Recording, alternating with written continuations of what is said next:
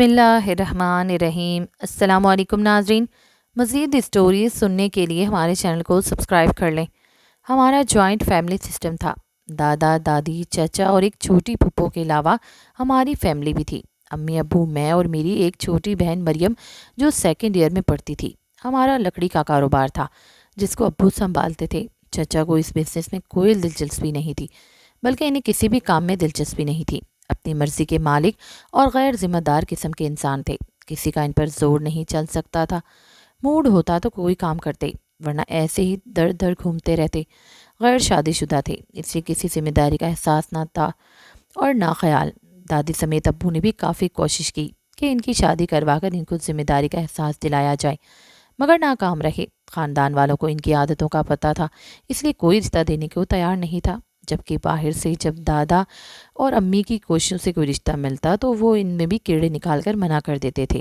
دادی اسی وجہ سے چچا سے ناراض رہتی تھی، مگر انہیں تو کسی کی پرواہ نہیں تھی۔ میں نے تو امی کو کئی بار دبے لفظوں میں یہ کہتے ہوئے بھی سنا کہ چچا عیاش آدمی ہے، بازاری عورتوں کے پاس جاتی ہیں، اس لیے شادی نہیں کرتے، مگر یہ بات انہوں نے دادی کے سامنے کبھی نہیں کہی۔ مگر یہ کہتی تھی کہ دادا دادی اور ابو سب اس حقیقت سے واقف ہیں، مگر چچا کو کوئی روک نہیں سکتا تھا، اس لیے سب خاموش رہتے تھے۔ اور پھر ایک دن انہونی ہو گئی، چچا کسی اجنبی عورت کو گھر لے آئے اور کہا کہ انہوں نے شادی کر لی ہے، اب یہ ان کی بیوی ہے اور یہیں رہے گی۔ دادا دادی سمیت ہم سب نے ان کی بیوی یعنی چچی کو قبول تو کر لیا تھا، مگر وہ اچھی کسی کو بنا لگی، کیونکہ چچا سے ہی چالاک اور تیز ترار عورت لگ رہی تھی۔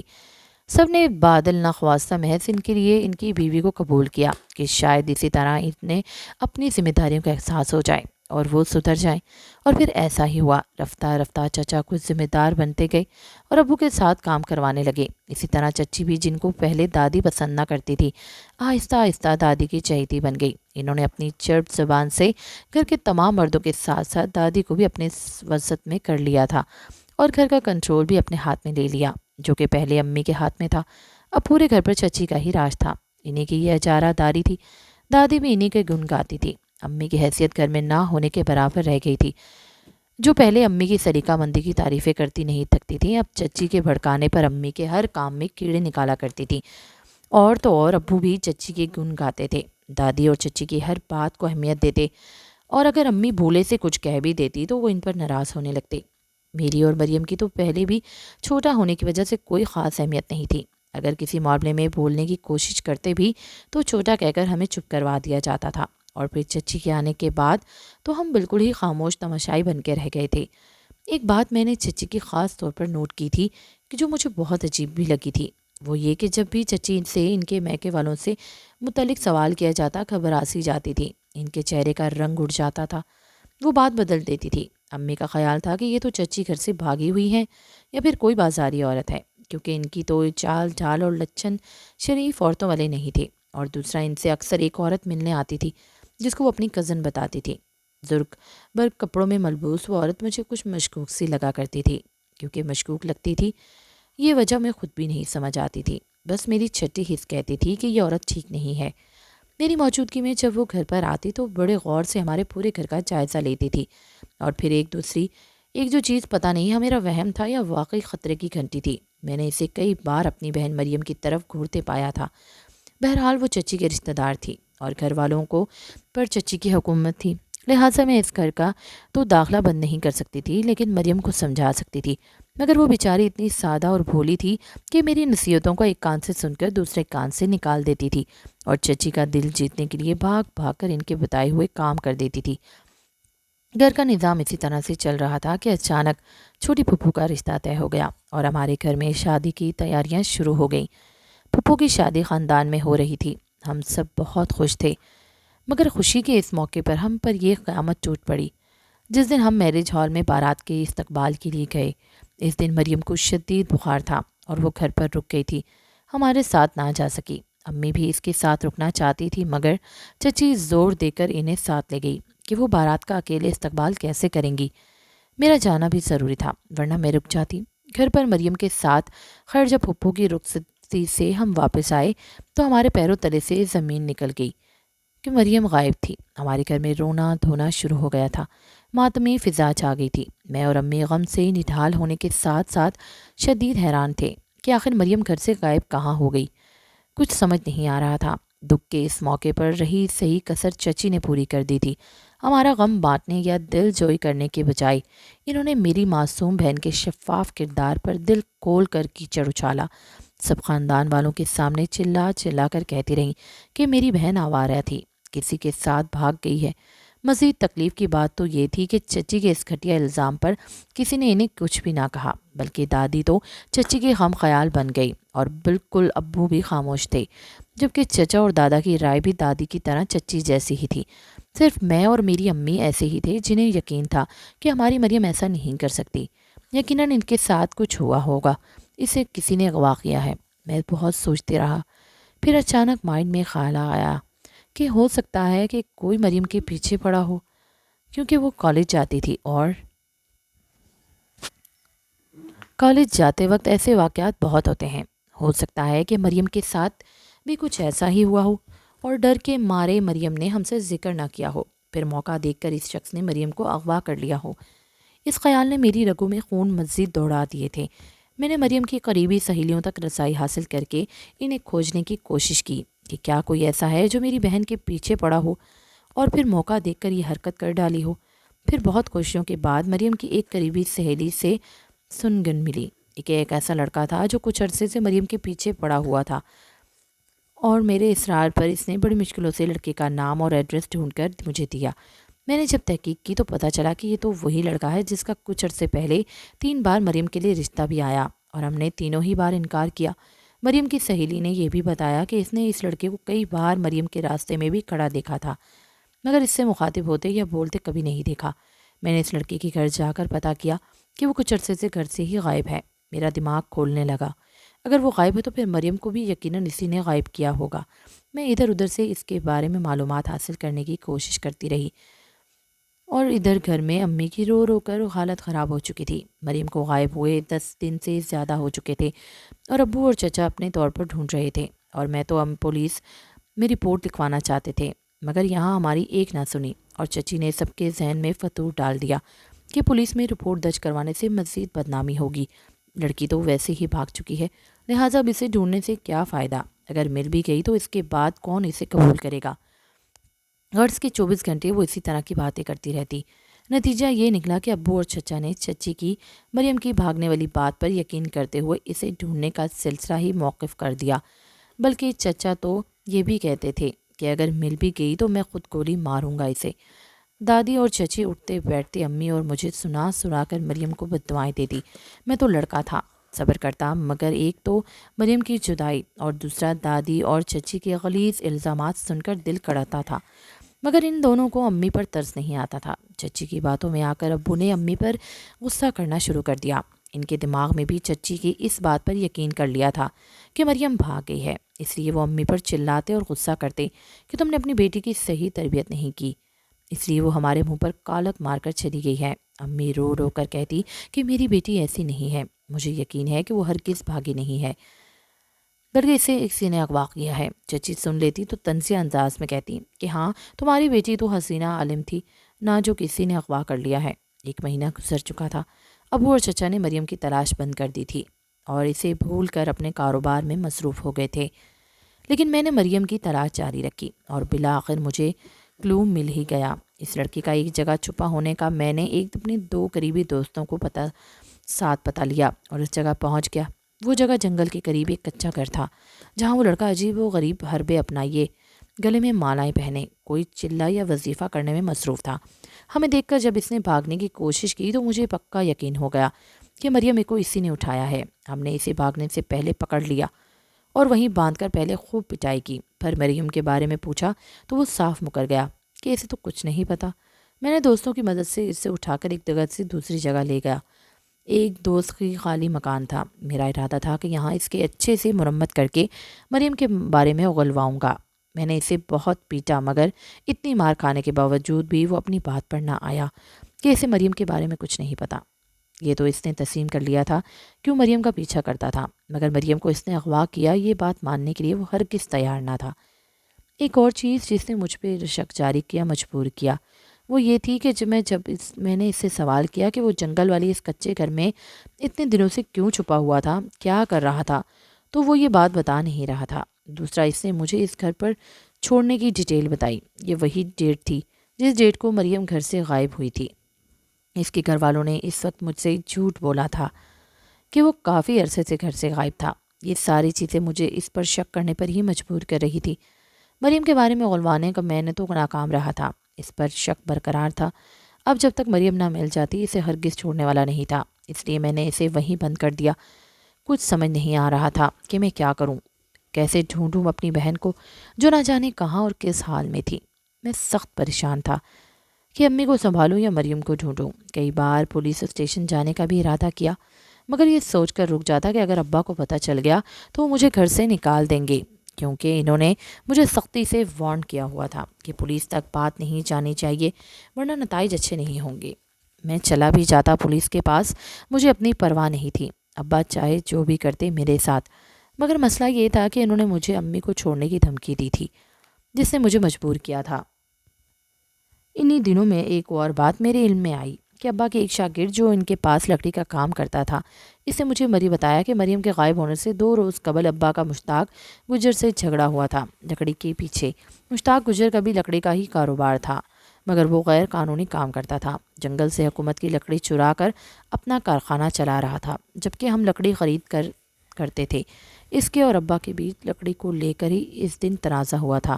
مشتاق گجر نے ابا کو سنگین نتائج کی دھمکی دی تھی، مریم کے بارے میں بھی اشارتاً دھمکایا تھا۔ یہ سب سن کر میرا ایک بار خون پھر پٹھوں میں گردش کرنا لگا تھا، مگر میں مشتاق گجر پر ہاتھ ڈالنے سے پہلے ابا سے اس واقعے کی تصدیق کرنا چاہتا تھا۔ اس لیے جب میں نے ابا سے پوچھا تو وہ بری طرح مجھ پر برس پڑے کہ مشتاق گجر کا تمہاری بہن کے معاملے میں کوئی ہاتھ نہیں، تمہاری بہن خود گھر سے بھاگی ہے۔ میں نے بڑی مشکل سے خود پر ضبط کیا تھا، تاہم مشتاق گجر کو میں نے چھوڑنے والا نہیں تھا، اس لیے اپنے دوستوں کو ساتھ لیے میں مشتاق گجر کے کارخانے پہنچ گیا۔ جب وہاں میں نے اس سے پوچھا تو کوڑنے کی کوشش کی تو وہ کمینہ مریم کے بارے میں گندی گندی باتیں بکنے لگا۔ میں برداشت نہ کر سکا، لہٰذا میرا مشتاق گجر اور اس کے آدمیوں کے ساتھ ہاتھا پائی ہو گئی، جن میں پلڑا ان کا بھاری رہا۔ میں اور میرے دوست پوری طرح مار کھا کر ہسپتال پہنچ گئے۔ ابا نے مجھے کچھ اس طرح سے سزا دی کہ مجھے گھر سے ہی نکال دیا۔ ایک دوست کی سفارش سے ایک آفس میں گزارے کے لیے ایک نوکری مل گئی اور ساتھ میں رہائش کے لیے کمرہ بھی۔ مجھے اس گھر میں رہنے کا شوق بھی نہیں تھا، جہاں میری بہن کے لیے سب کے دلوں میں نفرت اور زبان پر غلیظ الزامات تھے۔ مجھے اور میری ماں کو ذہنی طور پر ٹارچر کیا جاتا۔ میں صرف امی کے لیے مجبور تھا، ان سے ملنے کے لیے تڑپ رہا تھا۔ دن میں ابا کارخانے میں ہوتے تھے، 3-4 بار چھپ کر امی سے ملنے بھی گیا، مگر ہر بار دروازہ کھولنے والی چچی ہی ہوتی تھی، جو مجھے خوب باتیں سنا کر دروازے سے ہی چلتا کر دیتی تھی۔ مزید دکھ کی بات یہ تھی کہ دادی کو بھی مجھ پر اور امی پر رحم نہ آتا۔ دروازے پر کھڑا امی سے ملنے کے لیے میں تڑپتا رہتا۔ کچھ عرصے بعد اچانک دادی کا انتقال ہو گیا۔ دادی کے انتقال کے بعد بھی ابا نے مجھے گھر میں آنے نہیں دیا تھا۔ دادی کے مرنے کے بعد امی سے ملنے میں رکاوٹ صرف چچی تھی، کیونکہ دادا معذور تھے اور اپنے کمرے میں ہی پڑے رہتے تھے، جبکہ ابا اور چچا تو ویسے بھی کارخانے میں ہوتے تھے۔ میں نے اس کا بھی حل نکال لیا تھا۔ حاشر ہمارا پڑوسی تھا، جس کا گھر ہمارے گھر کے بالکل قریب تھا۔ وہ فرسٹ ایئر کا اسٹوڈنٹ تھا اور 2 سالوں سے میرے پاس مفت میں پڑھ رہا تھا۔ اس کے ذمہ میں نے یہ کام بھی لگا دیا تھا کہ جب چچی گھر سے باہر جائیں تو مجھے انفارم کرے، لہٰذا حاشر نے نظر رکھی تھی۔ وہ مجھے بتا دیتا تھا اور یوں میں امی سے ملنے کے لیے پہنچ جاتا۔ چونکہ امی چارپائی کی ہو کر رہ گئی تھی، ہر بار وہ امید سے اور آس بھری نظروں سے مجھے دیکھتے ہوئے مریم کا پوچھتی اور میں انہیں جھوٹی امیدیں اور تسلیاں دے کر واپس آ جاتا۔ یہ سچ تھا کہ 1 سال گزرنے کے باوجود میری تلاش جاری تھی، مگر اب تک مریم کے بارے میں ذرا سا بھی سراغ نہیں ملا تھا۔ جس لڑکے کو میں نے مریم کے اغوا کے شبے میں اٹھایا تھا، کچھ نہ حاصل ہونے کی صورت میں 3 ماہ بعد چھوڑ دیا تھا۔ مشتاق گجر پر بھی متواتر نظر رکھی ہوئی تھی، اور پھر جس دن معلوم ہوا کہ چچا اور مشتاق گجر نے بڑا یارانہ ہے، ابا سے چوری چھپے چچا اس مشتاق گجر سے ملتے ہیں، تب میرا شک اور بھی پختہ ہو گیا تھا۔ میرے ذہن میں ایک خیال بیٹھ گیا تھا کہ اگر مشتاق گجر نے مریم کو اغوا کیا تھا تو اس میں یقیناً چچا بھی شامل ہوں گے، کیونکہ وہ شروع سے ہی بڑے خود غرض اور پیسوں کے معاملے میں بے حد لالچی رہے تھے۔ میں نے چپ چاپ چچا اور مشتاق گجر کی نگرانی شروع کر دی تھی اور اپنے دوستوں کے بھی ذمہ لگایا کہ وہ ان پر نظر رکھیں۔ بہت عرصے نظر رکھنے کے باوجود کوئی ذرا سا بھی کلو ہاتھ نہیں لگا تو میں نے سخت مایوس ہو گیا۔ انہی دنوں دادا کا بھی انتقال ہو گیا تھا۔ میں نے ایک بار پھر گھر جانے کی کوشش کی، مگر ابا نہ جانے کیوں اتنے پتھر دل بن چکے تھے کہ انہوں نے مجھے جنازے میں تو شریک ہونے نہیں دیا اور گھر میں داخل ہونے نہ ہونے دیا تھا۔ مجھے سمجھ نہیں آتی تھی کہ اتنے عرصے گزر جانے کے باوجود ابا کا دل میری طرف سے نرم کیوں نہیں ہو رہا، وہ کیوں اتنے سنگ دل بنے ہوئے ہیں میرے اور امی کے لیے۔ اس کا سوال جواب باتوں باتوں میں مجھے حشر سے ملا۔ اس نے مجھے کہا کہ اسے اپنی امی کے ذریعے پتہ چلا ہے کہ چچا اور چچی ابا کو میرے خلاف بھڑکاتے ہیں کہ میں غلط کاموں میں ملوث ہوں اور میرا چال چلن ٹھیک نہیں ہے، لہٰذا وہ مجھے اپنی جائیداد سے آگ کر کے سب کچھ چچا کے نام کر دیں۔ اگر جب مجھے جائیداد کا کوئی لالچ نہیں تھا، مگر چچا جی اور چچی خود غرضی اور ابا کی بے حسی دکھ ضرور تھا۔ دن اسی طرح سے بے کیف گزر رہے تھے کہ اچانک ایک دن حاشر کے ذریعے امی کی وفات کا پتہ چلا۔ بالآخر مریم کے لاپتہ ہونے کے پورے 4 سال بعد امی کی آس اور امیدوں نے دم توڑ دیا اور وہ مریم کو دیکھنے کی حسرت دل میں لیے اس جہاز فانی سے کوچ کر گئیں۔ میں دھاڑے مار مار کر روتا رہا۔ ابا کی سنگدلی اس بار اتنی عروج پر تھی کہ میری 1000 منتوں کے باوجود بھی انہوں نے مجھے امی کا چہرہ نہ دیکھنے دیا۔ میں اور امی قبر پر جا کر سسکتا رہا۔ ان کی قبر پر ہاتھ رکھ کر میں نے قسم کھائی کہ مریم کا تو پتہ لگا کر ہی رہوں گا، چاہے زندہ ہے یا مردہ، اس سے پہلے کہ میں ان کی قبر پر نہیں آؤں گا جب تک مریم کے متعلق میرے پاس کوئی خبر نہیں ہوگی۔ میں نے عہد کر لیا اور چلا گیا۔ اب میں نے پورے زور و شور سے ایک بار پھر مریم کو ڈھونڈنا شروع کر دیا۔ اب تو میں امی کی مجبوری بھی نہیں رہی تھی، لہٰذا میں پولیس اسٹیشن چلا گیا۔ جب وہاں سے ایس ایچ او کو پتہ چلا کہ 4 سال پرانا کیس ہے تو اس نے خوب ذلیل کیا مجھے کہ رپورٹ لکھوانی تھی تو 4 سال پہلے آتے، اپنی لڑکی کے جس کے ساتھ ہوگی اب تو شاید 3-4 بچے بھی ہوں گے اس کے۔ میں صبر کی گھونٹ پی کر ناکام نامراد پولیس اسٹیشن سے واپس لوٹ آیا تھا، تاہم ہمت نہیں ہاری تھی اور تلاش جاری رکھی۔ صبح کام پر جاتا اور چھٹی کے بعد سارا وقت ادھر ادھر گھوم کر مریم ڈھونڈنے کی کوشش کرتا۔ دن اسی طرح پر لگا کر اڑتے گئے۔ بالآخر 4 سال مزید گزر گئے۔ امی کی وفات کے بعد میں نے دوبارہ کبھی گھر جانے کی کوشش نہیں کی۔ حاشر سے بھی کانٹیکٹ ختم کر دیا کیونکہ مجھے اب ابا یا چچا لوگوں کے بارے میں کچھ نہیں جاننا تھا۔ مجھے آفس کی طرف سے دوسرے شہر بھیج دیا گیا۔ ان کی دوسری برانچ میں نے کھولی تھی۔ میں نے شہر میں آ گیا تھا۔ چپ چاپ میں نے خود کو کام میں بزی کر لیا تھا اور میرا ریکارڈ بہتر ہونے کی وجہ سے میری پروموشن بھی ہو گئی تھی۔ یہاں آنے کے بعد میں نے مریم کی تلاش چھوڑ دی تھی کیونکہ اب اتنے سال گزرنے کے بعد بھی شدید نا امید ہو چکا تھا۔ نیا آفس، رہائش اور ذرا دور تھا، بس مجھے جانا پڑتا تھا۔ ایک دن صبح معمول کے مطابق آفس جانے کے لیے میں بس میں بیٹھا۔ آفس رہائش گاہ سے تقریباً 35 کلومیٹر دور تھا۔ آفس سے پہلے بس 3 اسٹاپ پر رکتی تھی اور میرا اسٹاپ آخر والا تھا۔ اس دن بھی روز کی طرح بس اسٹاپ پر 10 منٹ کے لیے رکی۔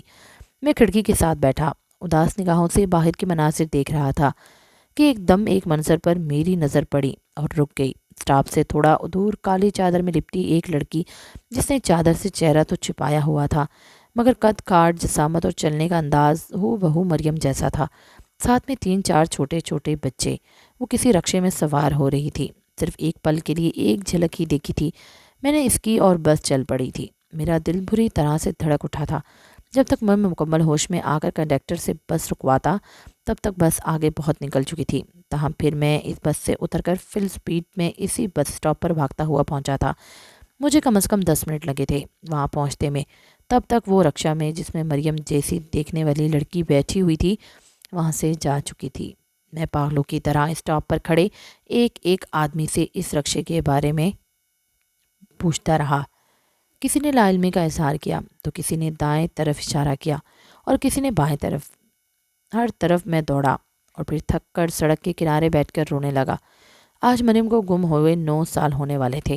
پہلی بار مجھے کسی لڑکی پر مریم ہونے کا گمان ہوا تھا اور افسوس کہ اس تک پہنچ بھی نہ سکا۔ اگلے کئی دن میں ایسی دکھ میں مبتلا ہونے پر اپنے کمرے میں پڑا رہا، نوکری پر بھی نہیں جا سکا۔ میں سوچتا رہا کہ کہاں جا کر ڈھونڈوں۔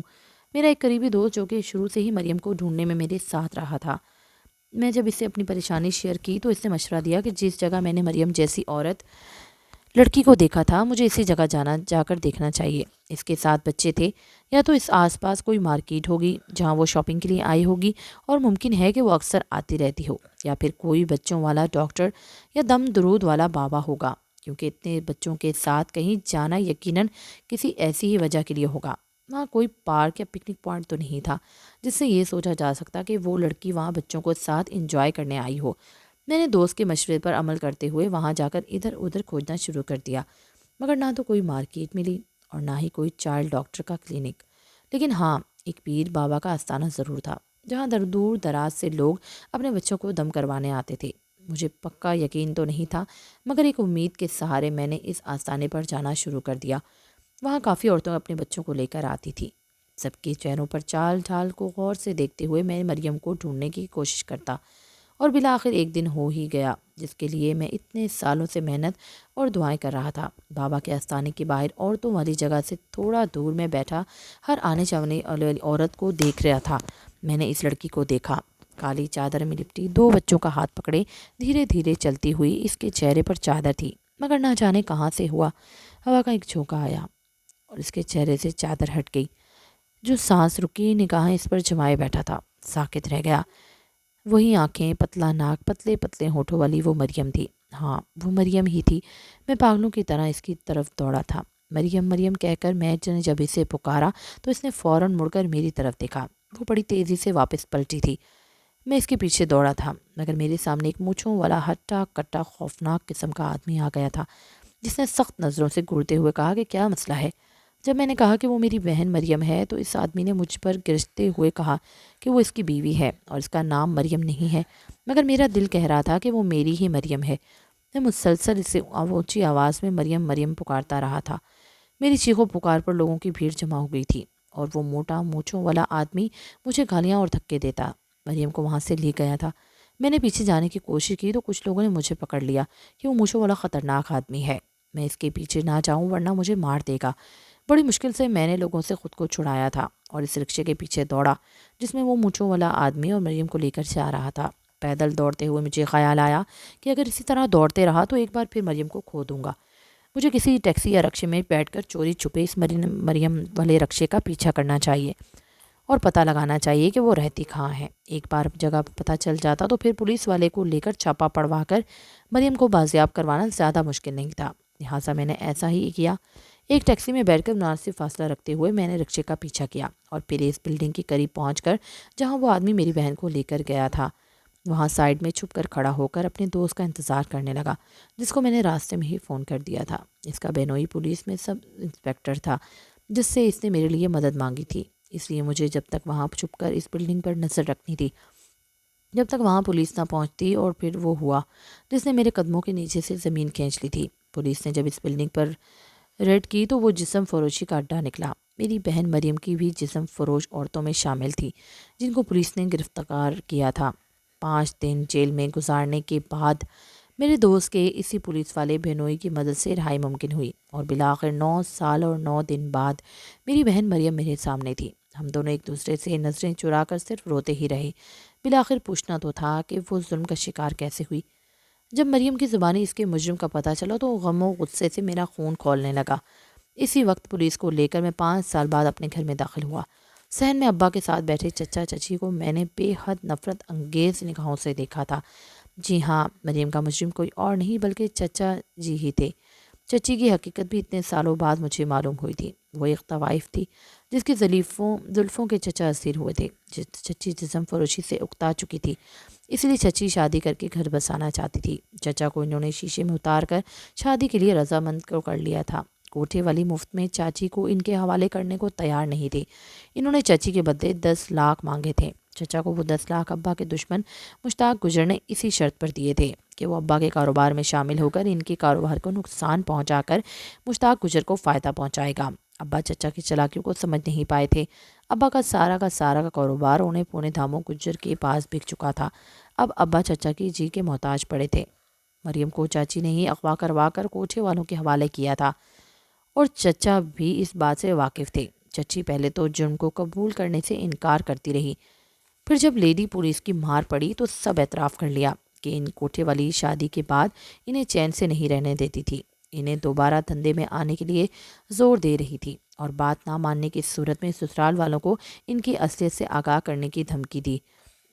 چچی اسی صورتحال میں پریشان تھی کیونکہ اگر سسرال والوں یعنی دادا دادی اور ابو کو پتہ چل جاتا تو ان کے حق میں اچھا نہ ہوتا، اور کنگلے چچا کے ساتھ رہنے کے لیے وہ کسی صورت بھی تیار نہیں تھی۔ کوٹھے والی چچی کو بھی بہن کو بھیجتے تھے دھمکی دے کر۔ وہ عورت جو ہمارے گھر آتی تھی وہ اصل میں چچی کی اپنی ہی بہن تھی۔ چچی کی بہن اور ماں جو کہ کوٹھے والی بائی تھی چچی کو دوبارہ دھندے کے لیے بلیک میل کر رہے تھے، اور پھر چچی کی بہن کی اچانک مریم پر نظر پڑی اور اس نے کوٹھے پر جا کر مریم بائی کو مریم کے متعلق بتایا۔ تو ان لوگوں نے چچی سے کہا کہ اگر وہ چاہتی ہیں کہ زندگی میں سکون رہنے دیا جائے تو اپنے شوہر کی بھتیجی مریم کو کسی طرح ان کے حوالے کر دیں۔ خود غرض اور مکار چچی نے اپنی آسائشوں بھری زندگی بچانے کے لیے میری بہن کو بلے چڑھا دیا تھا۔ پھپھو کی شادی والے دن چچی کی مدد سے ان لوگوں نے مریم کو اغوا کر لیا اور شہر لے آئے۔ یہاں وہ لوگ 9 سال سے مریم دھندا کروا رہے تھے۔ شروع میں بھرپور احتجاج کے بعد بالآخر مریم نے زندگی سے سمجھوتا کر لیا تھا۔ وہ موٹا آدمی جو مریم کے ساتھ تھا وہ چچی کا بھائی نکلا، وہ مریم کا شوہر بھی نہیں تھا۔ 9 سال سے وہ مریم کا استعمال کر رہا تھا۔ اسی 5 ناجائز بچیاں پیدا ہوئیں جن کو زبردستی جنم دلوایا گیا تھا تاکہ وہ ان بچیوں کے بڑے ہونے کے بعد انہیں بھی طوائفیں بنا کر دولت کما سکے۔ مریم کی کہانی سننے کے بعد میرا دل چاہا کہ خود کو گولی مار دوں۔ میری بہن 9 سال تک اتنے برے حالات سے گزرتی رہی۔ 5 ناجائز لڑکیوں کو جنم دلوایا گیا اور میں اسے بچا بھی نہ سکا۔ پورے 9 سال 10 دن بعد میں مریم کو امی کی قبر پر لے کر گیا۔ امی کی قبر پر 9 سال پہلے ہاتھ رکھ کر جو وعدہ کیا تھا میں نے وہ پورا کر دیا تھا۔ پولیس کی تفتیش کے مراحل مکمل ہونے کے بعد چچا چچی سمیت مریم کے تمام مجرموں کو سزا مل گئی تھی۔ مریم کی بیٹیوں کو بھی ہمارے حوالے کر دیا گیا۔ ان بچوں کا کوئی قصور نہیں تھا، وہ میری بہن کے وجود کا حصہ تھی، اس لیے میں نے اور ابا نے دل کھول کے اسے اپنایا تھا۔ جی چاہا میں بتانا بھول گیا، ابا نے مجھ سے اور مریم سے دونوں سے معافی مانگ کر ہمیں گلے لگا لیا تھا۔ مریم کو نارمل زندگی کی طرف لانے میں اور ابا مجھے 5 مہینے لگے تھے۔ وہ پھر 5 ماہ بعد ہم نے سادگی سے مریم کا نکاح ایک شریف آدمی سے کر دیا۔ وہ شریف آدمی جو 9 سال سے مریم سے سچی محبت کر رہا تھا، اسے پانے کے لیے وظیفہ اور چلے کاٹ رہا تھا۔ بالکل آپ صحیح سمجھے، مریم کا شوہر وہی تھا جس کو 9 سال پہلے مریم کے اغوا کے شک میں نے اغوا کیا تھا۔ وہ لڑکا جو اب 35 سال کا ایک مرد تھا۔ وظیفے اور چلے اب سمجھ میں آئے تھے جو 9 سال پہلے اتنی مار کھانے کے باوجود بھی نہیں بتایا تھا۔ اس نے مریم کو، اس کی 5 بچیوں کو بڑے کھلے دل سے قبول کر کے ان کی تعلیم و تربیت کی ذمہ داری لے لی۔